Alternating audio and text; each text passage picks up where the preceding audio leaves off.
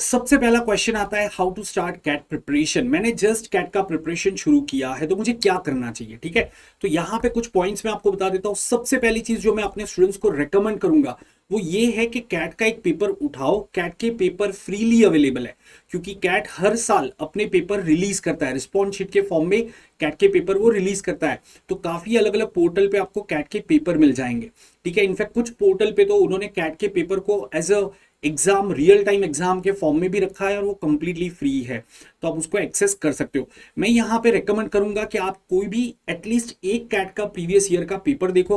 हो सके तो 2020 या 2021 वाला पेपर देखना। ये दो पेपर थोड़े से इजी थे, तो अगर आप कोई पेपर कैट का देखना चाहते हो, आप चाहोगे कि थोड़ा इजी वाला पेपर देखे, ना कि बहुत ही टफ वाला जिसको देख के हम डर जाए, राइट। तो जैसे 2023 का पेपर स्टूडेंट्स को चैलेंजिंग लगा था। इनफैक्ट 2022 का भी पेपर अगर आप देखोगे तो थोड़ा चैलेंजिंग था, जिसकी वजह से स्कोर्स नीचे ड्रॉप हुए थे, राइट। लेकिन 2020 और 21 का एक एवरेज लेवल का पेपर था।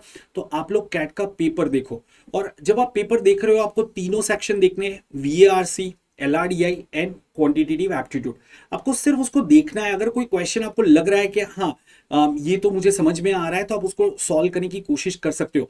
लेकिन उस पेपर को देख के आपको कोई उसमें स्कोर अचीव नहीं करना है कि भाई मुझे इसमें 30 मार्क्स आने चाहिए या 60 मार्क्स लाने, ऐसा नहीं। आपको पेपर को गो थ्रू करना है। उसमें जो भी इंस्ट्रक्शंस दिए वो आपको केयरफुली पढ़ने हैं।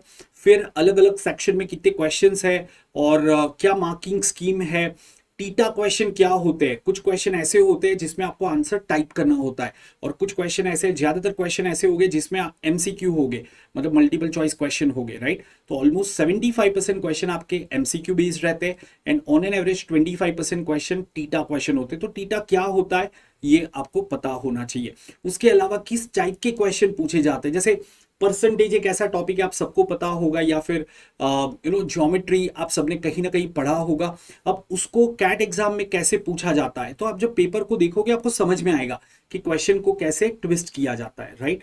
तो सबसे पहले आपको कैट का पेपर देखना चाहिए अगर आपने प्रिपरेशन अभी शुरू किया है या करने वाले हो। फिर दूसरी चीज है कि understand the complete syllabus of various section. By quantitative ability एक सेक्शन, उसका क्या सिलेबस है, मुझे कितने टॉपिक्स करने हैं, VARC में किस टाइप के क्वेश्चन आते हैं, तो वो आपको पता चलेगा उसका सिलेबस क्या है। फिर LRDI में कौन से टॉपिक बेस पे क्वेश्चन आते हैं, तो आपको सिलेबस समझना है कि भाई इतने टॉपिक है जो मुझे कंप्लीट करने हैं। तो ये सारी चीजें आपको स्टार्टिंग में करनी चाहिए। और तीसरा पॉइंट है कि brush up the basics of maths. आपको अपने मैथ्स के बेसिक्स ब्रश अप करने हैं। दोस्तों अगर आप कैट एग्जाम को देखोगे ना, तो ऑलमोस्ट 50% क्वेश्चन पूरे पेपर में, ठीक है, ऐसे हो गए जिसमें कहीं ना कहीं डायरेक्टली या इनडायरेक्टली आपको मैथ्स यूज करना है। जैसे 33% क्वेश्चन तो आपके क्वांट के हो गए, ठीक है। 33% नहीं, 30% क्वेश्चन ऑन एन एवरेज आप कह सकते हो जो क्वांट के आते हैं, ठीक है। इनफैक्ट 33% क्वेश्चन आते हैं, सॉरी।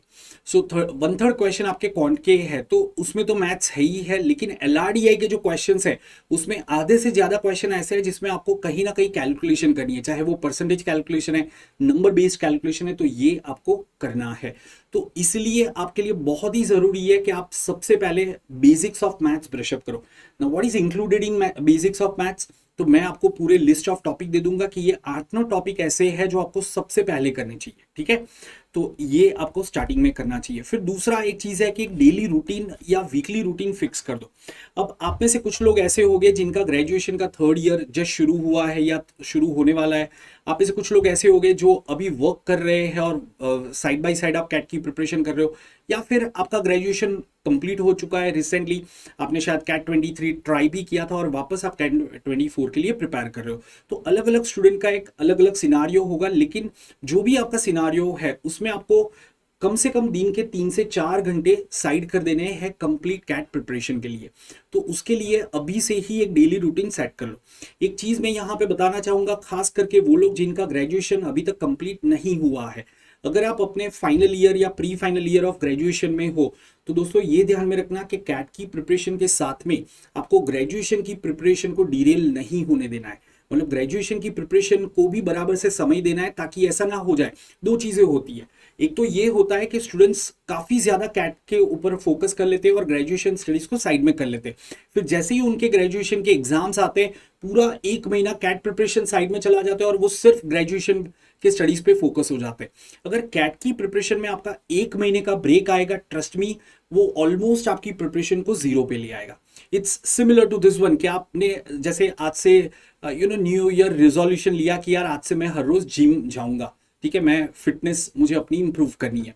आपने जिम करना शुरू किया, 3 महीने आप जिम को गए, काफी अच्छे से आपने मेहनत करी, और फिर 1 महीना आपने बिल्कुल जिम गए नहीं, कोई भी एक्सरसाइज नहीं करी, definitely you will lose out everything that you had gain.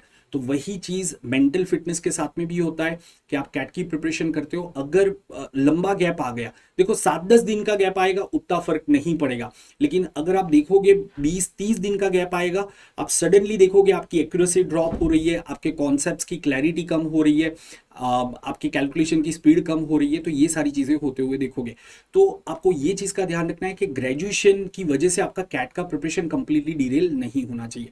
दूसरा पॉइंट ये है कि दोस्तों आपको पता है कि ज्यादातर कॉलेज आपके ग्रेजुएशन के मार्क्स को भी देखता है, तो आप कोशिश करना चाहोगे कि आपके ग्रेजुएशन में भी अच्छे ग्रेड्स मेंटेन रहे, तो कैट की प्रिपरेशन के साथ में आपको ग्रेजुएशन की प्रिपरेशन को भी ध्यान देना है। और वो तभी हो सकता है जब आप एक प्रॉपर रूटीन फिक्स कर लो कि जैसे दिन में मैं 4 घंटे कैट के लिए प्रिपेयर कर रहा हूँ, 5 से 6 घंटे या 7 घंटे मेरे कॉलेज में जा रहे, और 1-2 घंटे और मैं कॉलेज स्टडीज या कॉलेज असाइनमेंट है उसके लिए असाइन कर देता हूँ।